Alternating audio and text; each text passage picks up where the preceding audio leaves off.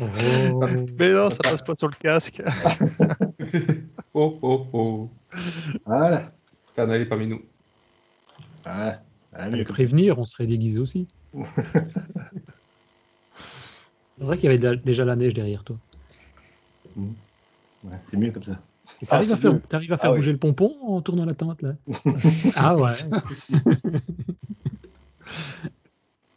Qu'est-ce qu'on lui fait pas faire, hein? Oui. Ça fait un peu grand schtroumpf. Hein. Bien. Bon, bah écoutez, bienvenue pour ce 11e meet-up de notre deuxième saison des meet-up de DevApps.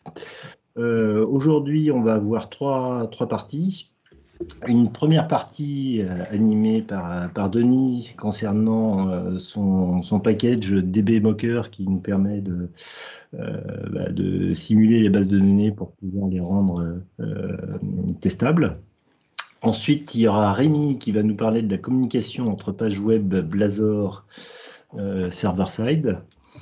Et puis ensuite, pour finir, si j'ai le temps, je vous parlerai de l'interface eAsync Disposable, de voir un petit peu son utilisation. Alors, dans un cas très précis, qui est l'accès aux bases de données.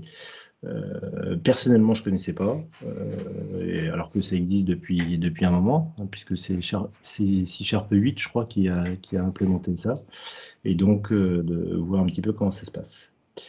Donc voilà, au niveau du planning de la journée, je vais te laisser la parole, Denis, pour nous présenter ton package. De ce dont je vais parler. Ouais, je vais essayer de ne pas faire trop long parce qu'effectivement, il y a pas mal de choses apparemment, de sujets. Vous aimez DevApps? Alors venez nous soutenir en vous rendant sur tipeee.com/DevApps et laissez-nous un petit tip.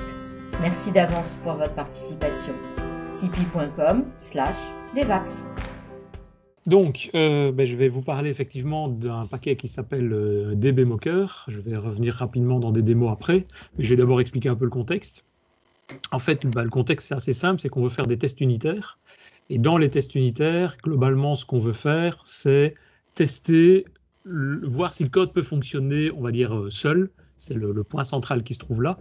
Contrairement aux tests d'intégration, où là, c'est plutôt des tests dans l'ensemble de l'application, voire des tests d'acceptance utilisateur, où c'est vraiment là des tests quasiment à la main, où l'utilisateur va commencer à venir faire les tests de l'application, cliquer sur les boutons et voir tout ce qui fonctionne et comment ça fonctionne.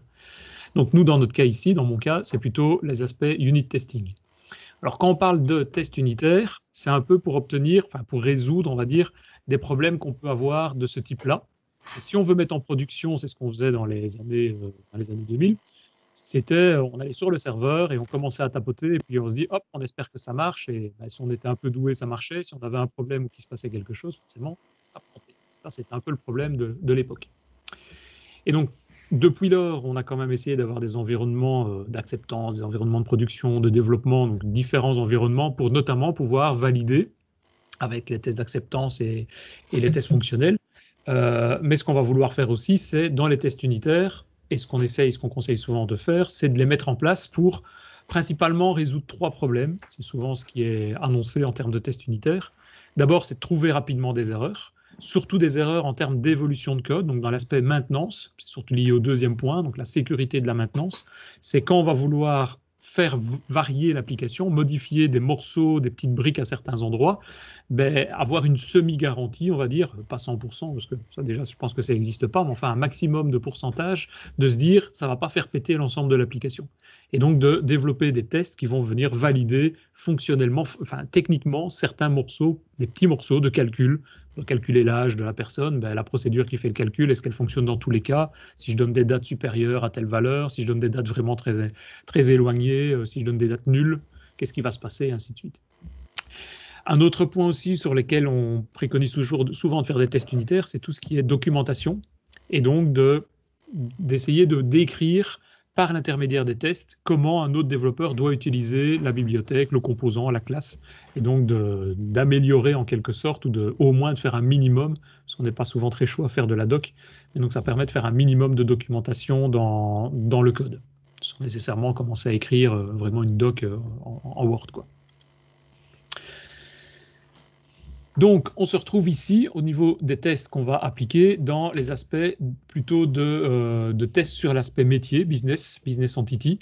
Et quand on fait notre découpage d'application en multitiers, on a les interfaces graphiques d'un côté, la couche d'accès aux données vraiment de l'autre côté, ou la source de données. Mais là, ça va plutôt intégrer l'ensemble des autres sujets, tout ce qui est intégration, tests d'intégration. Nous, les tests unitaires, c'est vraiment la brique là, mot foncé, qui va nous concentrer sur ces aspects-là.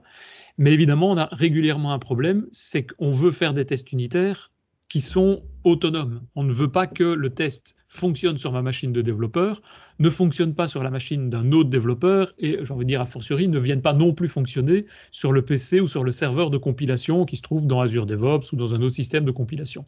Il faut vraiment que le système et le test unitaire soient en autonome, en autarcie, et ne viennent pas se connecter sur un gestionnaire de fichiers, sur un protocole réseau particulier pour se connecter sur le système, et évidemment, pas de base de données non plus, puisque si je me connecte sur une DB, déjà j'ai un état, un instant T de cette DB qui va pouvoir évoluer donc sans que le test ne change, sans que le code ne change. Éventuellement, mon test unitaire pourrait planter plus tard. Et ça, évidemment, je ne voudrais pas l'avoir, je ne veux pas avoir de dépendance sur ça.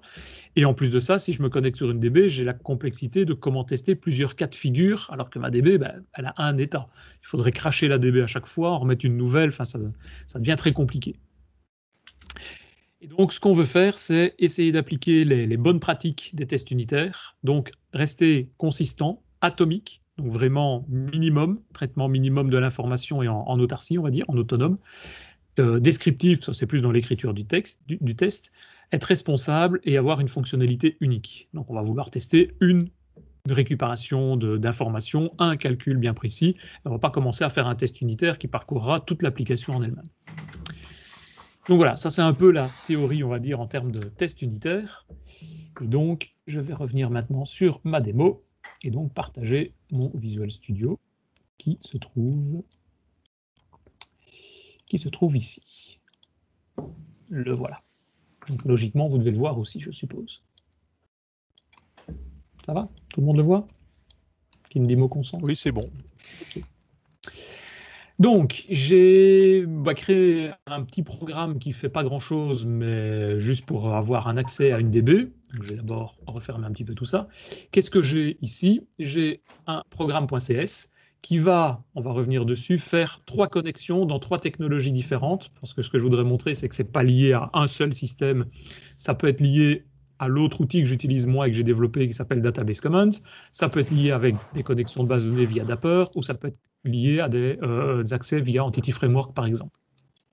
L'idée, c'est quoi? C'est de se connecter sur une DB qui est une base de données qui s'appelle Scott, qui est la base d'exemple fournie, je pense, par Oracle à l'origine, qui contient une table d'employés, une table des départements, et mon objectif, c'est de récupérer l'ensemble de ces employés pour afficher ici le nombre d'employés si je fais une récupération via DBCMD, le nombre d'employés via Dapper et le nombre d'employés via Entity Framework.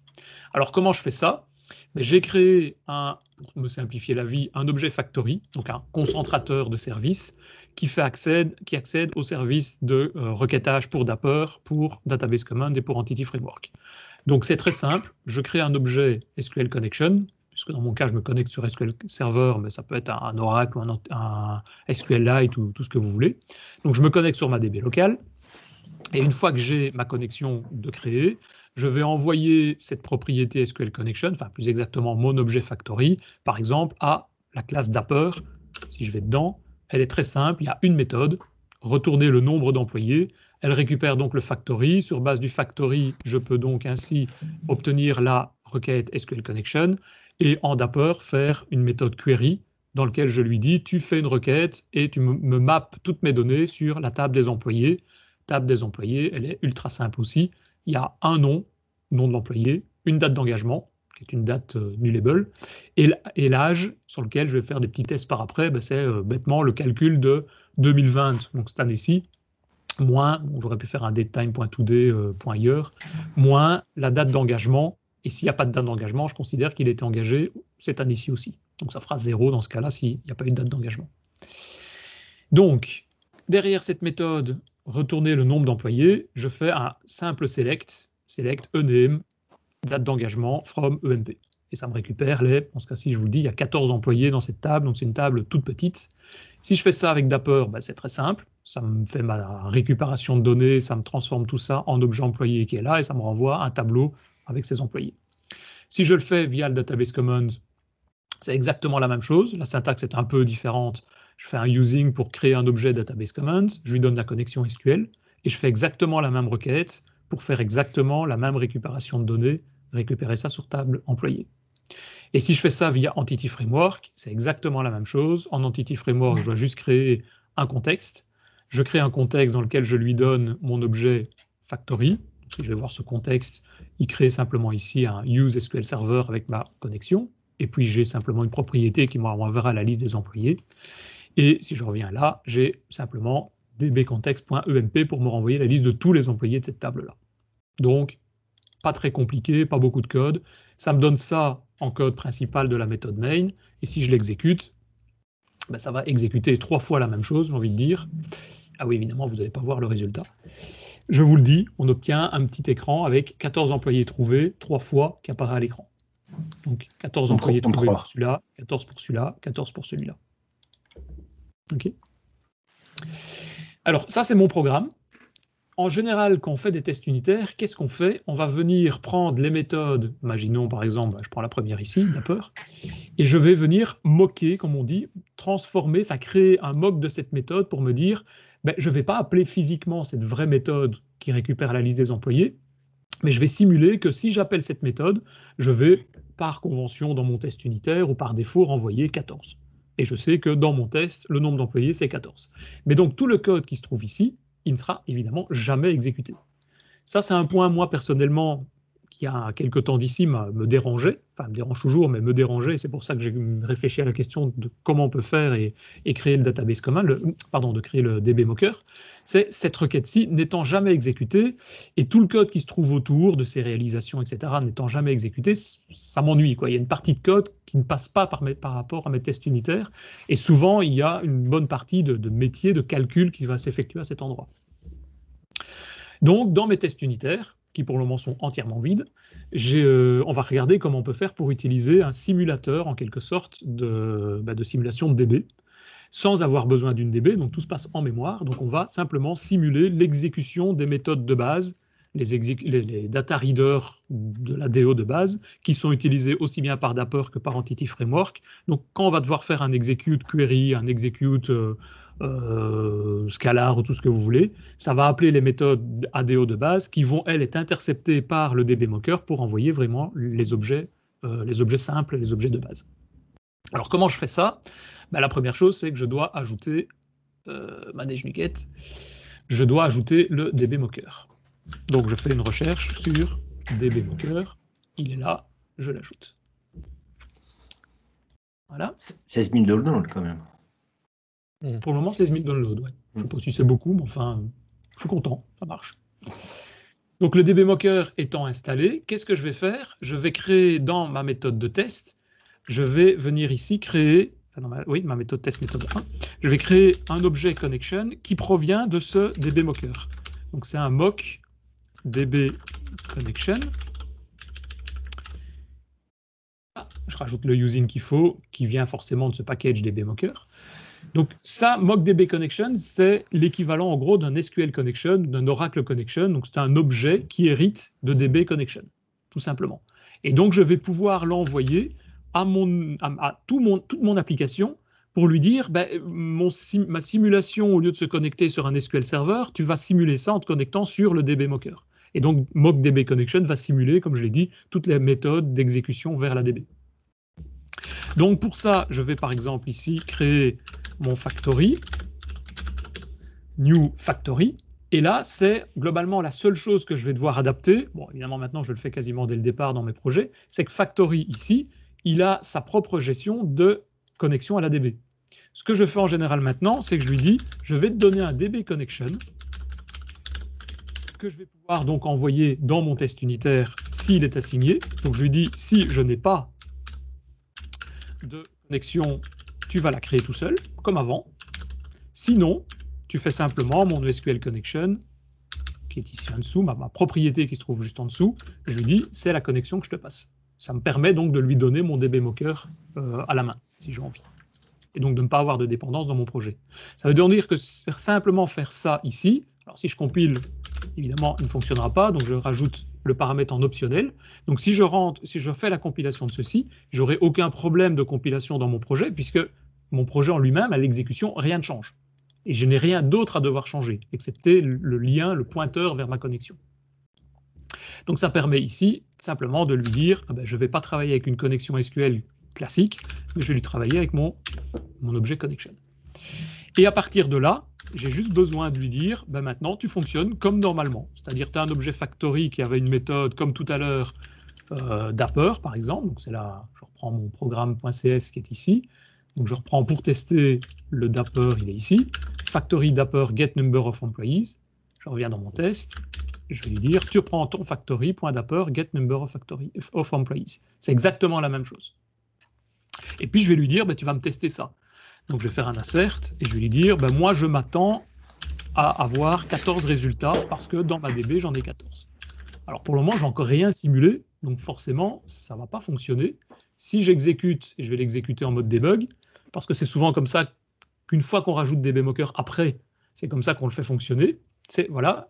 Il exécute, il arrive sur la requête, ici, hop, je vais mettre ça, sur la requête query de Dapper, et évidemment, il ne sait pas l'exécuter, puisqu'il n'y a pas de DB physiquement derrière. Donc il me dit, j'ai aucun mock trouvé pour ceci. Alors ce que je fais là en mode debug, c'est souvent ce qu'on fait, ça permet en gros de planter sur toutes les requêtes select ou toutes les requêtes SQL pour dire là il y a un problème ou là il y a un problème, et donc je sais du coup que je vais devoir créer un mock. Et créer un mock, il y a plusieurs manières, je vais montrer la manière la plus brute.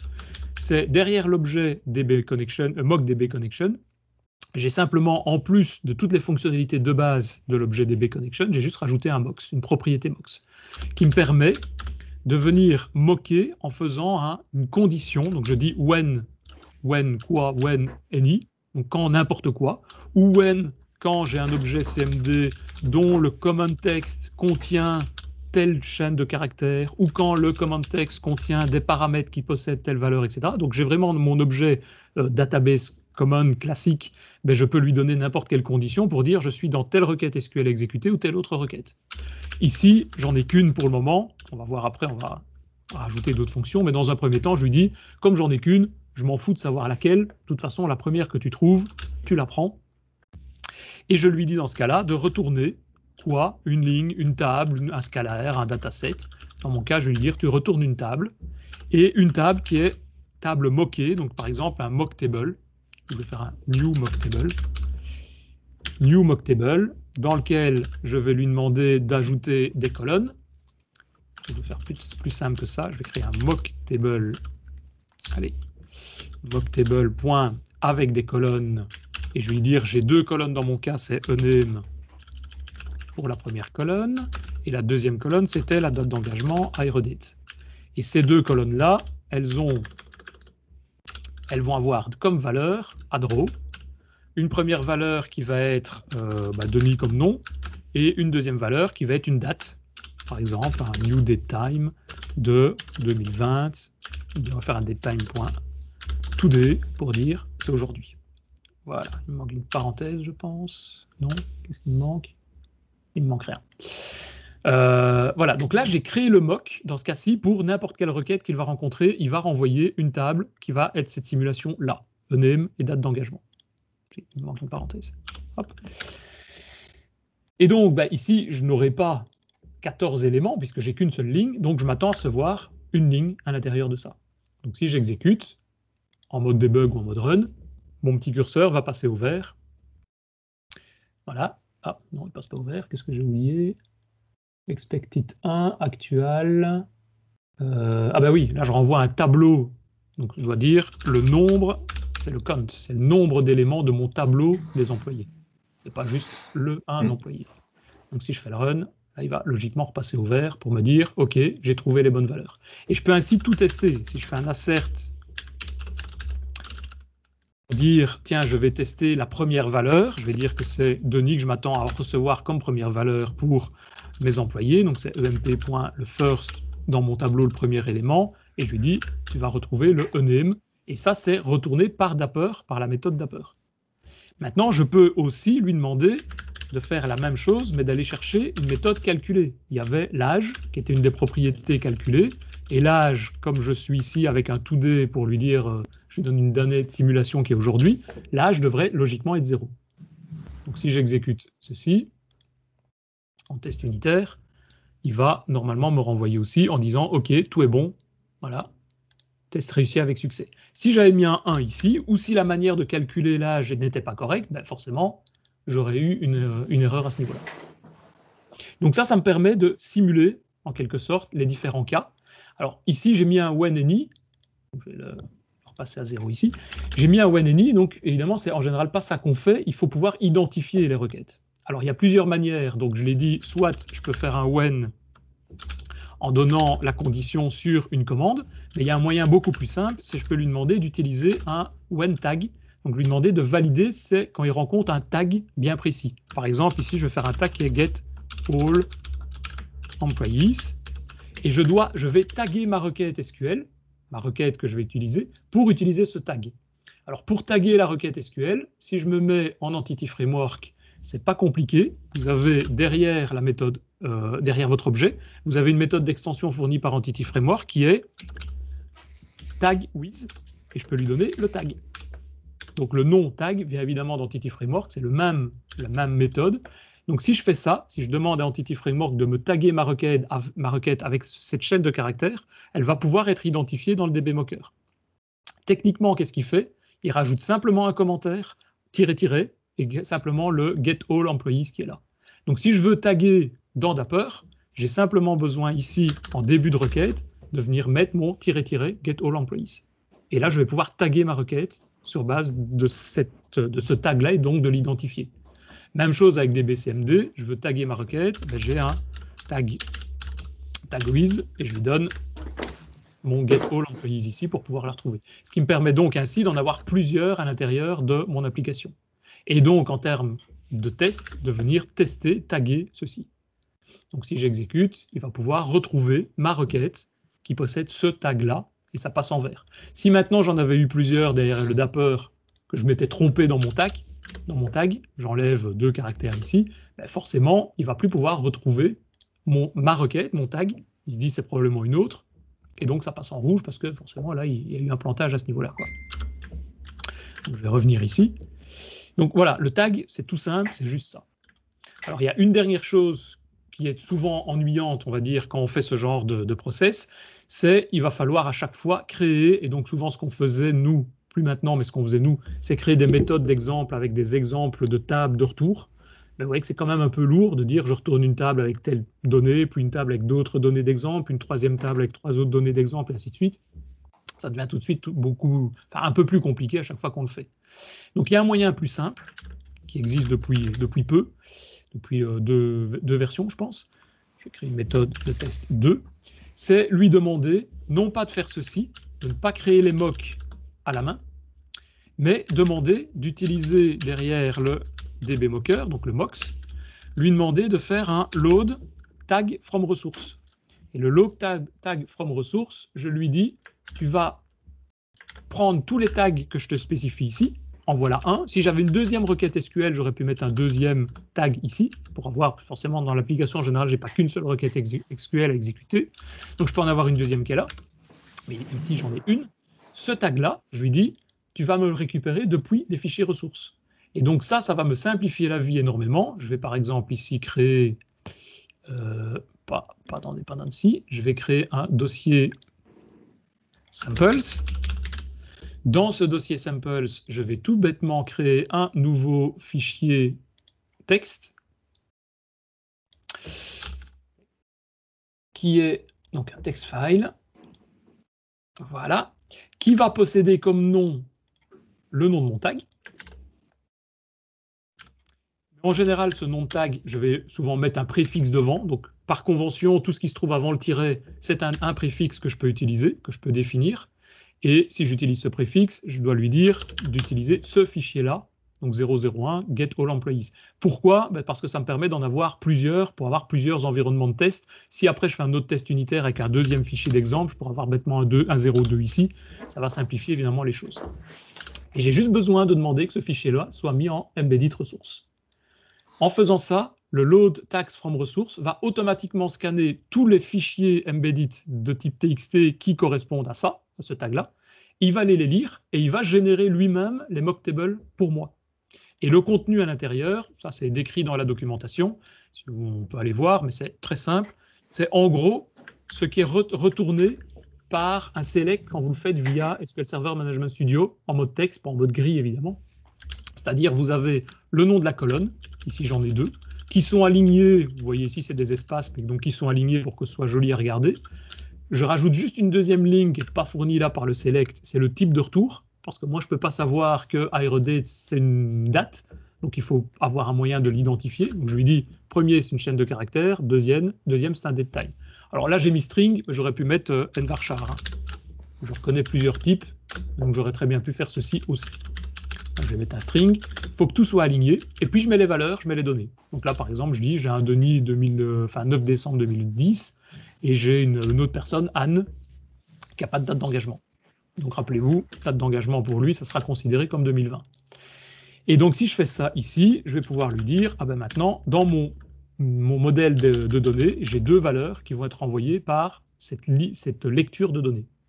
Donc si je compile et que j'exécute mon petit test unitaire, run, logiquement il devrait passer au vert, sauf si j'ai oublié quelque chose, voilà, il est passé vert. Et donc là, ça me permet de tester toutes mes infos. Tout à l'heure, j'avais testé que le premier élément était Denis. Je peux le retester ici. Et si demain, je veux faire un test avec une autre valeur pour dire qu'est-ce qui se passe si j'ai très peu de données ou beaucoup de données, ou si j'ai une date qui est ceci, une date qui est ça, mais je peux le changer directement là. Par exemple, là, je vois que j'ai la date 2010.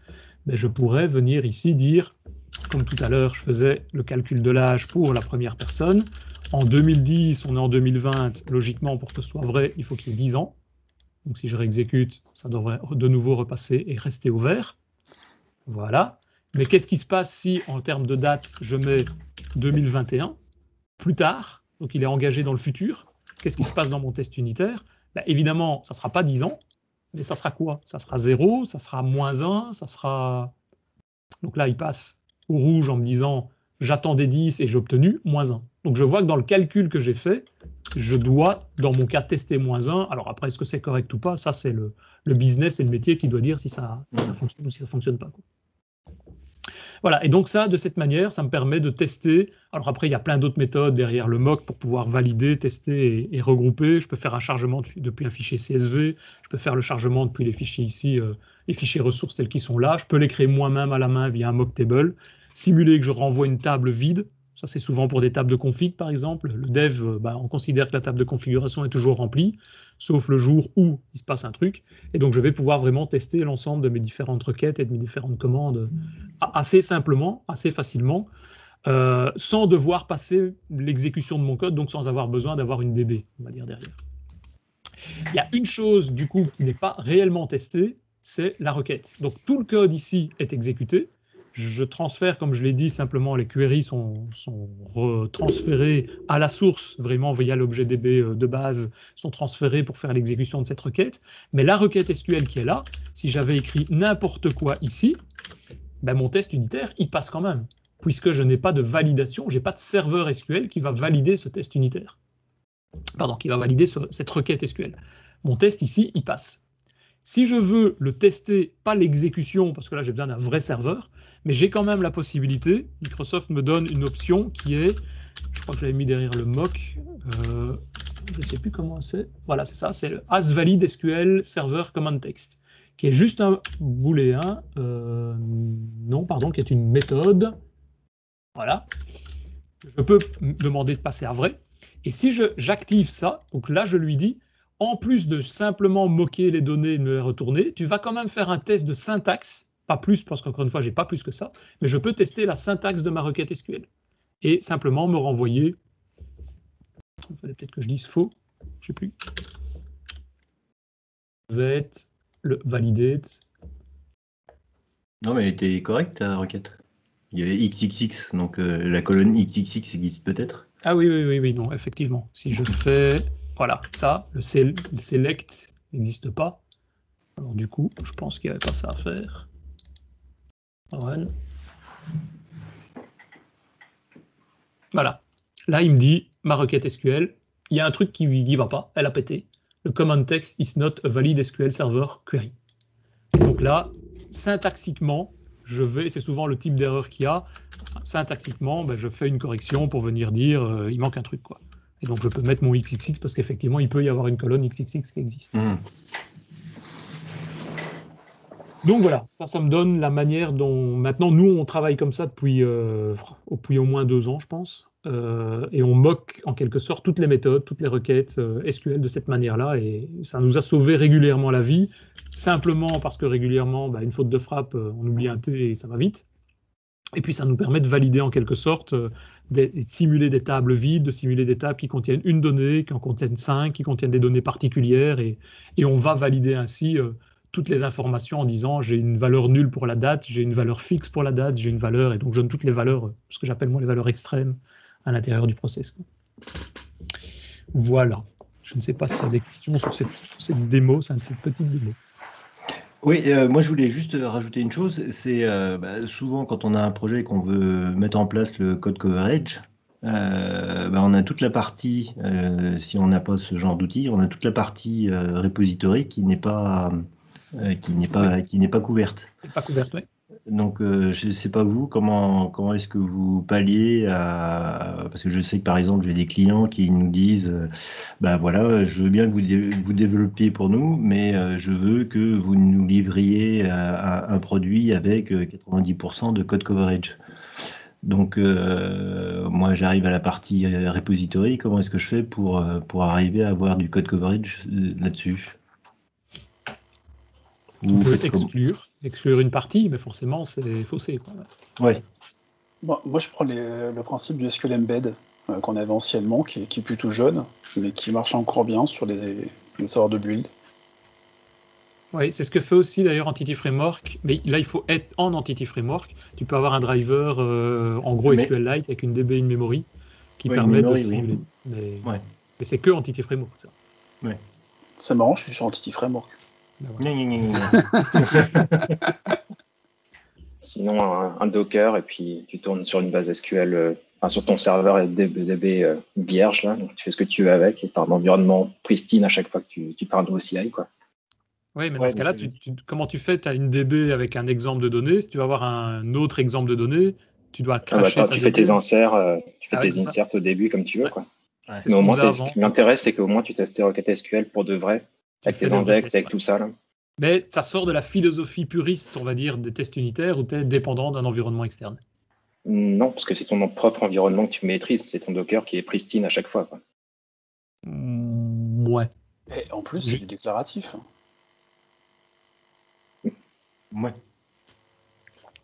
Oui, je suis d'accord, c'est ce qu'on faisait aussi, faire un begin transaction et un rollback à la fin, et on obtient une DB, mais je sais pas, c'est plus compliqué pour pouvoir faire l'ensemble des différents tests qu'on voulait faire. Enfin, en tout cas, c'est ce qu'on avait trouvé.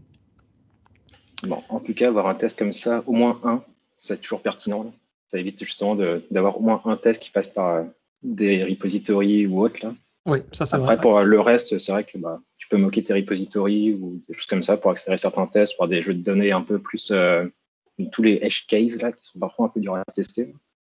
Mais c'est vrai qu'avoir au moins un test qui tape sur la DB pour de vrai, c'est quand même intéressant. Au moins exécuter la requête. Ouais, non, ça, je suis d'accord. Ça, c'est vrai que ça peut être pas mal. Nous, on se base sur les utilisateurs qui vont faire leurs tests pour ça. C'est bon. Bien, écoute, merci Denis pour cette partie sur DB Mocker.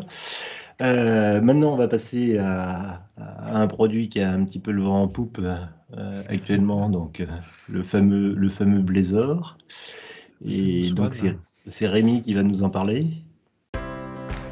Si vous avez envie de discuter des technologies .NET avec nous, venez nous rejoindre sur notre Slack, devapspodcast.slack.com, en nous envoyant votre adresse email à slack@devaps.ms. À très vite sur Slack. Donc, suite à la présentation que tu avais fait... Je suis un peu déçu par la qualité des slides, par rapport à ceux de Denis, là, où on avait les Avengers et tout, là. C'est pas oui, foulé, bon... Ça dépend du design. Très bien. C'est épuré, en fait. C'est épuré, c'est ça. Il va à l'essentiel. Suite à la présentation que tu avais fait, Richard, sur Fluide, j'avais un peu réagi et effectivement, bon, c'était un peu compliqué. Hein. Ouais. Donc là, je vais vous présenter le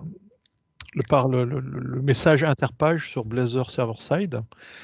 Donc, vous voyez bien tout l'écran là, c'est bon, l'appli. Donc, en petit rappel, hein, parce qu'a priori tout le monde n'est pas forcément très au fait des deux versions, mais je vais faire rapide. Donc, soit la version server-side, soit la version WebAssembly. Donc, WebAssembly, comment dire, on charge tout le contexte dans le navigateur via du code compilé et tout tourne côté navigateur. Server-side, c'est assez différent, c'est le contraire, c'est tout tourne côté serveur et on discute le moins possible avec, on fait le moins possible d'aller-retour. Donc le mécanisme principal de la version server-side, c'est qu'on a notre page web. Et en fait, c'est quoi? C'est le DOM, hein. C'est l'ensemble des balises HTML, etc. Au démarrage de la page, on a un petit code de JavaScript qui est fourni, qui se lance et qui va établir un lien signal R avec le serveur. Dès qu'il y a une action utilisateur, j'ai mis que action utilisateur, mais beaucoup d'autres choses, hein, il y a un retour signal R. Donc, signal R, une WebSocket, c'est-à-dire c'est une connexion bidirectionnelle entre le port applicatif et la page HTML, page web. Et donc, dès qu'il y a une action utilisateur ou d'autres éléments, le signal R renvoie cette information au contexte de page, sur une page. Cette page va déclencher les événements qu'il faut dans le côté code C#. Côté code C#, on va certainement modifier le DOM ou faire un retour à ça. Donc, il y a un DOM qui est déjà en cache côté serveur. Et automatiquement, Blazor va faire le delta du DOM et renvoyer par le canal de retour signal R ce qu'il faut modifier sur la page web. Et il n'envoie bien que le delta. Donc il va dire tu vas supprimer telle balise et la remplacer par celle-ci, etc. Et donc ici, dans le contexte serveur, on a autant de pages qu'il y a de pages ouvertes sur côté navigateur. Et c'est par ce mécanisme-là qu'on peut faire cet échange de messages. Alors, un petit peu de métriques, hein, parce que voilà, côté server-side, on se dit bah oui, mais on a toujours les connexions ouvertes, etc. Au niveau montée en charge. Donc avec un serveur de puissance moyenne, j'avais lu un article qui disait de puissance moyenne sans trop rentrer dans les détails, mais on peut facilement tenir 5000 connexions, donc 5000 sessions, 5000 pages ouvertes simultanément. Donc ça veut dire que la version server-side, c'est surtout pour des sites type intranet ou des sites où vous maîtrisez l'audience, hein. Pas des sites qui vont faire la une du 20h, là ça passera pas trop. Alors moi je fais ma petite pute server-side parce que je suis vraiment très fan de la version server-side. Ça permet, la version server-side, de s'affranchir du développement des API.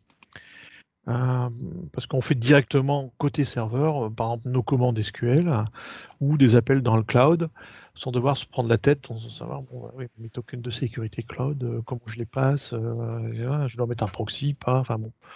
Voilà, tout est côté serveur, donc au niveau sécurité et au niveau accessibilité de toutes les ressources qu'on utilise, c'est direct. Donc ça fait un gain de temps énorme, hein. Pour info, donc je suis en train de migrer un gros projet de GED. On avait commencé à le faire en mode API. Et on s'en sortait pas. On était pourtant que 2 à bosser dessus, mais il fallait modéliser toutes ces API, tout ce qu'on s'échangeait, etc. Et grâce à Blazor, tout ça saute. On n'a plus besoin et on fait direct. Et ça fait un gain de temps phénoménal. Et ce que j'adore aussi, c'est toujours ce mode debug. On débug dans une appli web comme dans une appli console. C'est aussi réactif. C'est quand même assez confortable. Alors, moi, pourquoi j'avais réagi là-dessus? Parce que j'en ai eu besoin pour gérer un cas précis d'un affichage double écran. parce que notre application est prévue pour utiliser un mode double écran. Et donc d'un côté, on a la liste des documents et à droite, on affiche le PDF correspondant au document sélectionné sur l'autre écran. Alors pour faire ça, on utilise tout simplement l'injection de dépendance.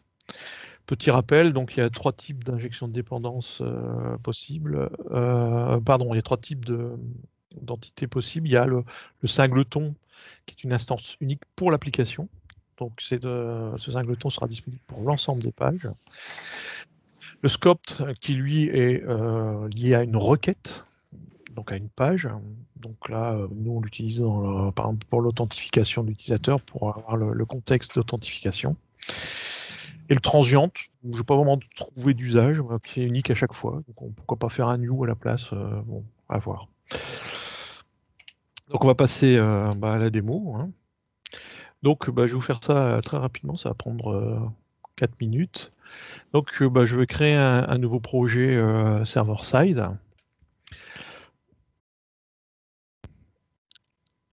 J'aurais dû le créer avant parce que ça prend du temps. Ouais, ce qui va prendre le plus de temps, c'est la création du projet.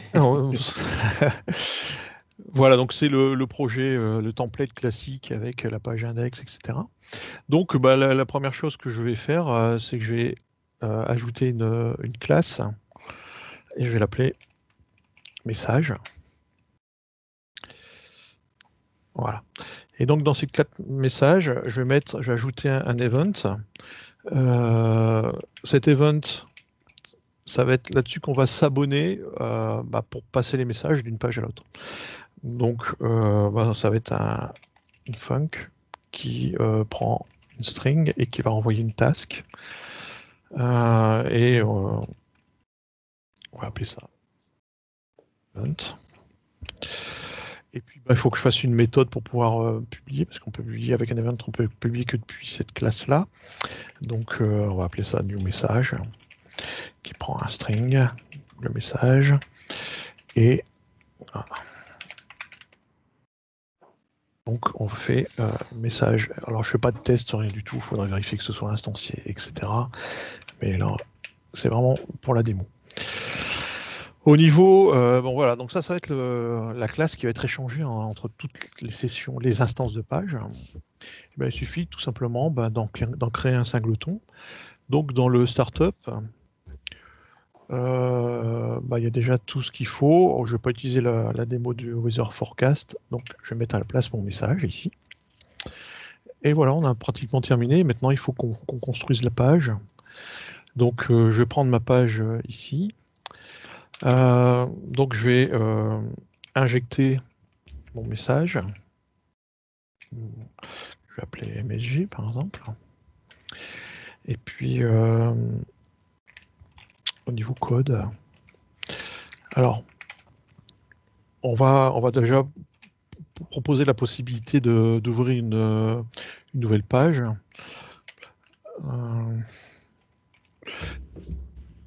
ST donc, et on va appeler ça page. Ensuite, on va proposer un input de type texte.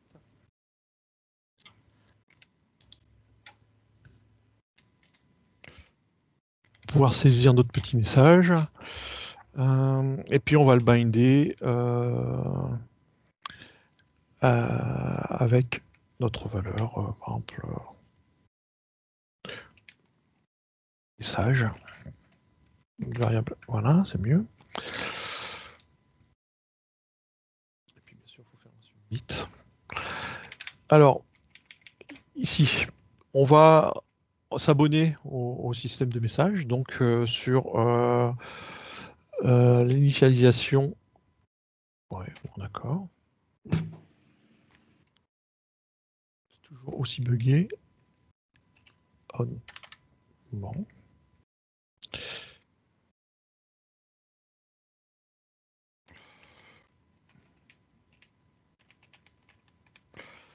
Initialized. Et bien, on va s'abonner au message. Donc, je vais le créer comme ceci. Donc l'idée, donc au message ici, j'ai mon message event, et donc il faut que j'ai une fonction string task. Donc, on va créer type task, new message.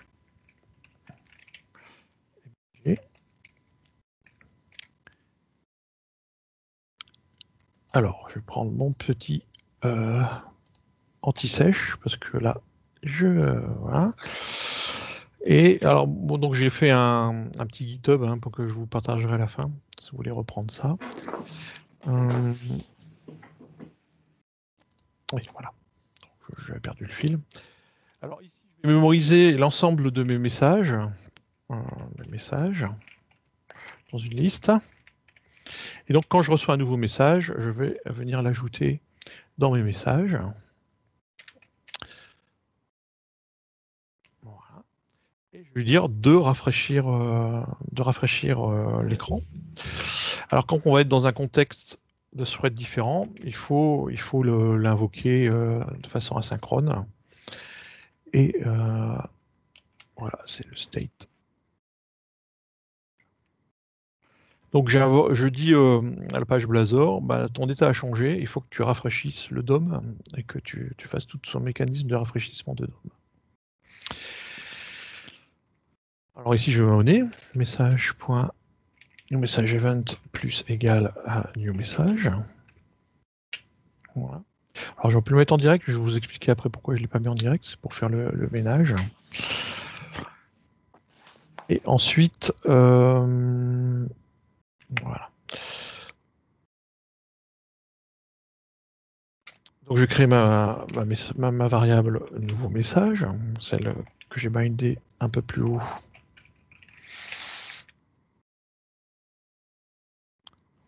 Voilà.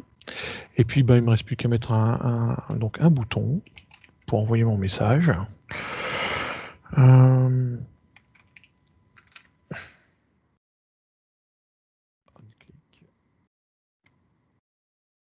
Et puis bon, donc ici, il faut que j'envoie que j'appelle new message. Hein. Donc sur l'événement, j'appelle new message en passant comme paramètre.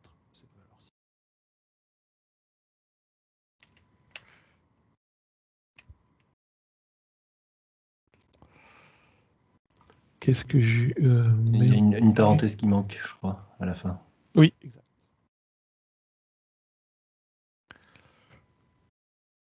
Voilà. Et puis, maintenant, j'ai plus qu'à afficher la liste de mes messages. Donc, je fais un for each string m in mes messages. Je fais un ul. Voilà. Donc, allons-y, ça devrait fonctionner. Après, je vous expliquerai comment faire un petit nettoyage et se désabonner. Donc déjà sur ma page ici, j'ai oublié de mettre le texte de mon submit, mais bon, ça fonctionne, voilà. Si j'ouvre une nouvelle page, que je vais le mettre comme ça, si j'envoie un autre message, ça ne fonctionne pas. Il n'est pas arrivé, alors.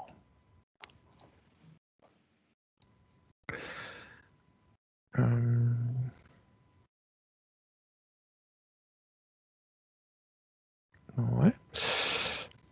Je vais reprendre, je vais pas chercher, je vais reprendre la totale, on va pas s'embêter. Pas faire trop long sur des problèmes de code. Ça c'est bon. Voilà. Et ma classe, il faut que simplement je change son nom parce que je n'ai pas pris le même nom. Voilà.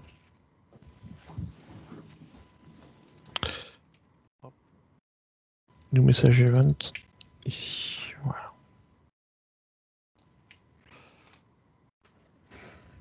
Et après je vous expliquerai comment j'ai fait nettoyage. Donc voilà, donc j'envoie mon message à moi-même. Et si j'ouvre une autre fenêtre, alors c'est toujours chiant qui passe en full screen.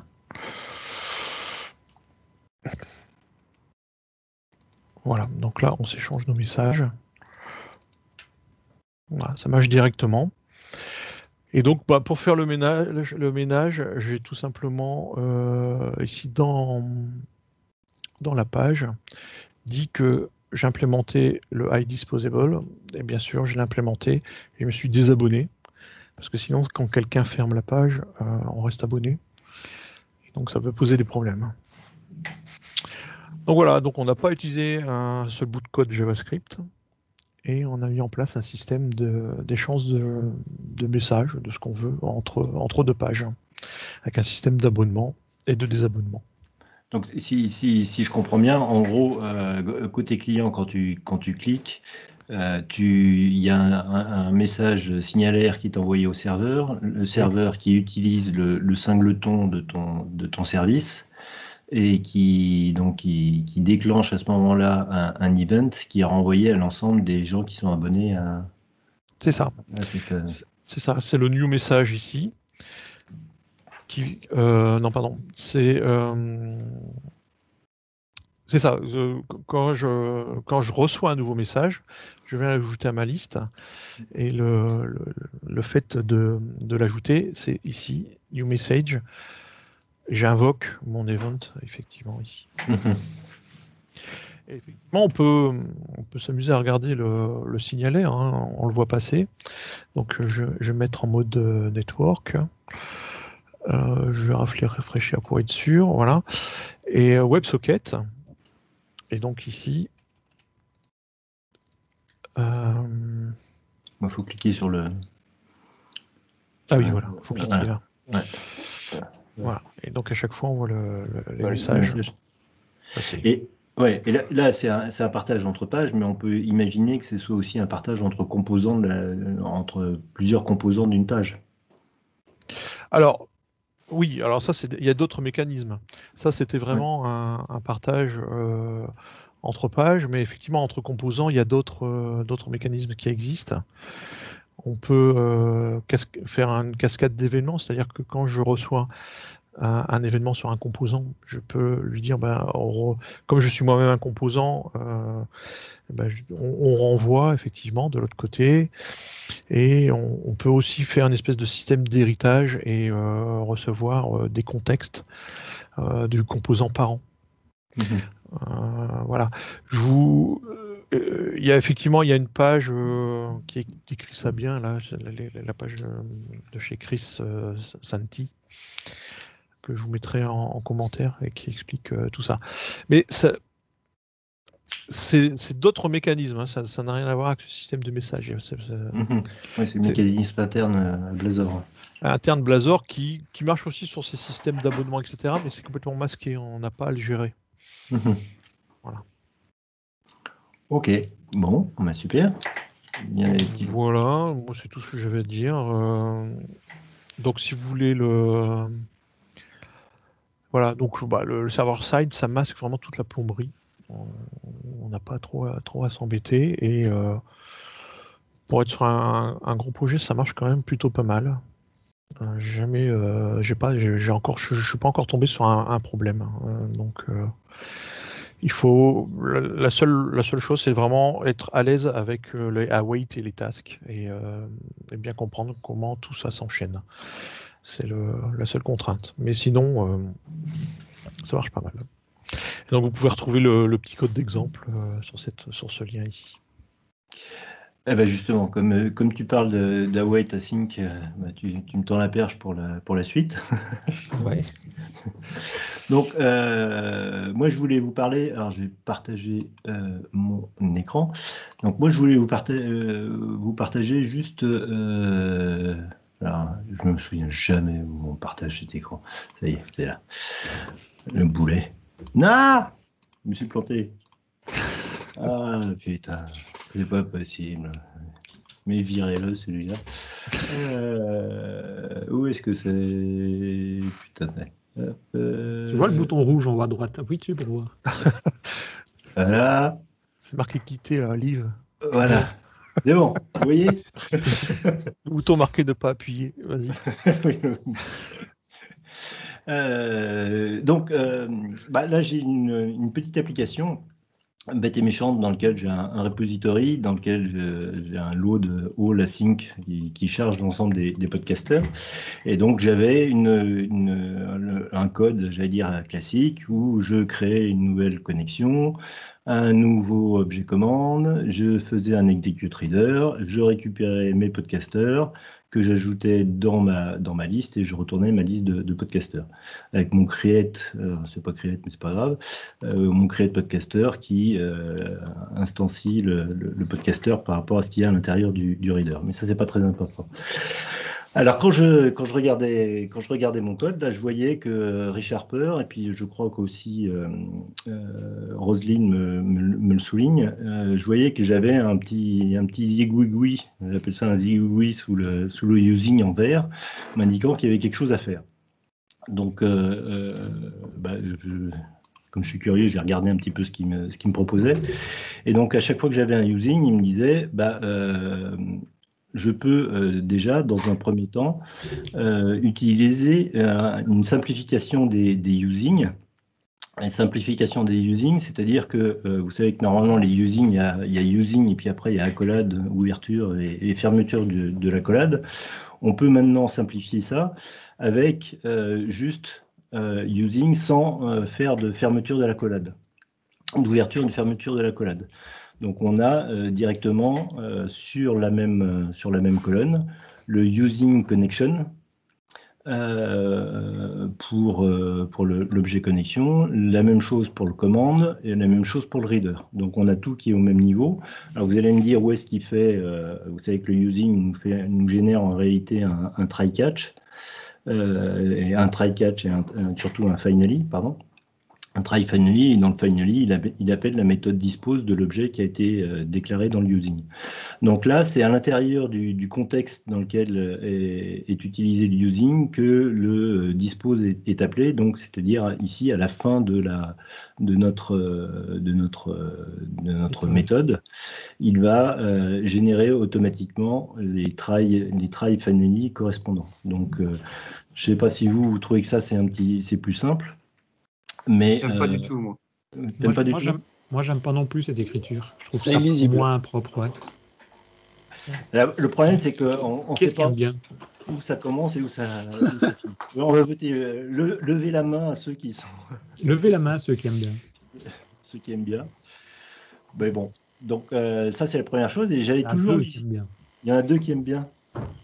Il y a d'autres langages qui prennent ce principe-là, notamment je pense à Go, au Golang, qui eux ont un système à peu près entre guillemets similaire. Tu appelles ta méthode qui retourne un objet, on va dire, ça peut dire ça, et en dessous tu fais ton objet.close pour fermer. Et tu peux définir défaire object.close, ce qui veut dire qu'en fait à la fin de ton contexte, il va appeler ce close automatiquement. Donc peu importe où tu le poses dans le code, ça peut être au début. Si tu le mets au début, il va le fermer à la fin. Il va appeler le close à la fin. Donc, j'imagine que c'est entre guillemets peut-être pour répondre à une certaine demande de ce côté-là, par rapport au fait il n'y a pas besoin de mettre des accolades supplémentaires pour éviter que le code soit trop sur le côté droit, on va dire, de la fenêtre. Voilà. Après, personnellement, je suis un peu comme vous, j'aime bien des fois décaler, définir quelles sont les zones qui sont bien, et là, voilà quoi. Ouais, c'est vrai qu'avec les accolades, on sait bien où on commence et où on finit, quoi, de façon très précise. Là, bon, c'est pas évident. Donc la deuxième chose, c'est toujours souligné en vert. Hein. Il y avait toujours mon zigouigoui. Donc je me disais, mais pourquoi il me met mon zigouigoui si je regarde, Rich Harper là me conseille d'utiliser await using. Donc, si je fais mon await using, à chaque fois, bon, je peux l'avoir pour les trois. Donc, en gros, on arrive ici à ce code-là. Donc, on va simplifier. Voilà. Donc, où j'ai un await using var connection égale new SQL connection.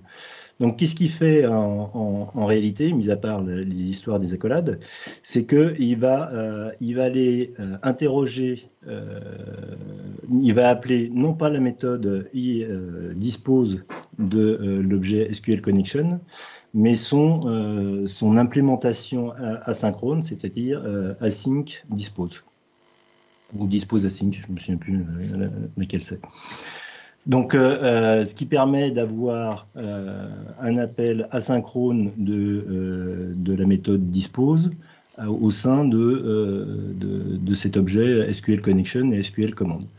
Donc, ce qui permet d'avoir quelque chose qui est beaucoup plus responsive et donc d'avoir quelque chose qui va normalement plus rapidement et qui optimise les ressources de votre machine. Moi, je ne savais pas qu'il y avait cette possibilité de wait. Alors, au niveau, puisqu'on n'a plus beaucoup de temps, je vais aller directement à l'implémentation la plus complexe. Donc, imaginons que vous ayez un objet que vous voulez implémenter l'interface eAsync Disposable. L'interface eAsync Disposable, elle vous demande juste de créer une méthode qui est dispose async, qui retourne un value task, donc de type async.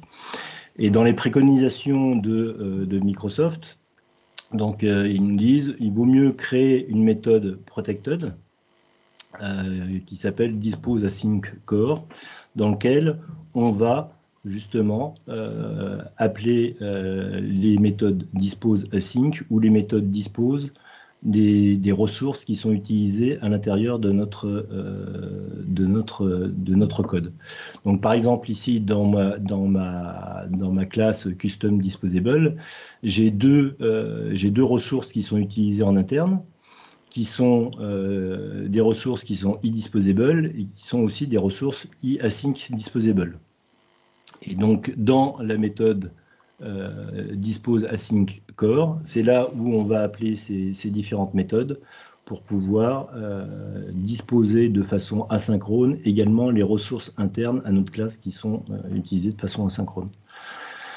Donc voilà, je ne sais pas si vous connaissiez cette nouvelle syntaxe qui existe depuis C# 8. Mais je trouve que déjà au niveau code, ça permet de simplifier. Et puis si ça permet d'augmenter les performances, autant l'utiliser, quoi. Est-ce qu'il y en a parmi vous qui l'utilisaient déjà, qui l'utilisent On va faire la même chose. Levez la main, celui qui l'a déjà utilisé. Il y en a deux qui aimaient, alors c'est les mêmes. Hein. Ouais, moi je l'utilise. Par contre, il y a un truc que je déteste vraiment dedans, c'est que tu peux faire ton await using, mais quand tu mets un configure await à la fin, ce que tu n'as pas montré là, c'est tu peux faire await using bidule chouette égale quelque chose point configure await. Mais en fait, ça change le type de ton objet connexion là, tu vois. Ce qui fait qu'il devient inutilisable après. Dans l'autre fichier, là où tu l'utilises, là où tu avais ton async await using var connexion égale. Après ton new SQL connection, en fait, tu peux faire point configure await pour dire que justement dans le finally qui va générer, il va mettre un configure await. Oui. Sauf qu'en fait, ça change le type de ton objet connexion. C'est plus un SQL connexion, mais ça devient du fait un configure awaitable task, je sais plus quoi là, qui fait que tu peux plus l'utiliser, quoi. Oui,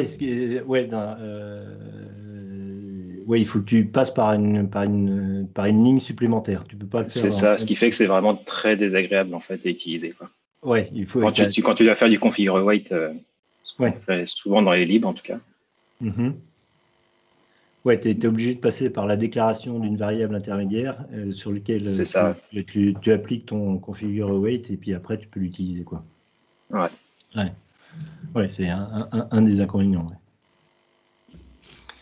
Mais bon, alors ce qui est drôle, c'est que si on regarde le SQL connection, si on regarde sa méthode dispose async, ça veut dire qu'elle n'est pas implémentée, c'est ça? Non, ça fait pas grand-chose parce que c'est pas mieux que ce que j'ai dit. Oui, c'est pas mieux que ce que tu as dit.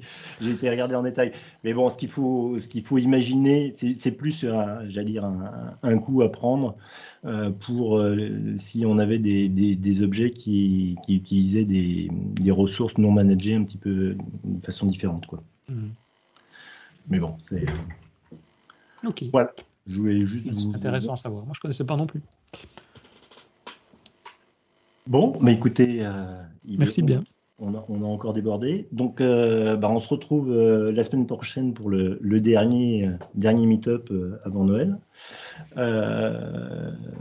Normalement, la semaine prochaine, on devrait parler puisqu'on avait lancé une discussion à propos de Git et de l'histoire de la gestion des branches.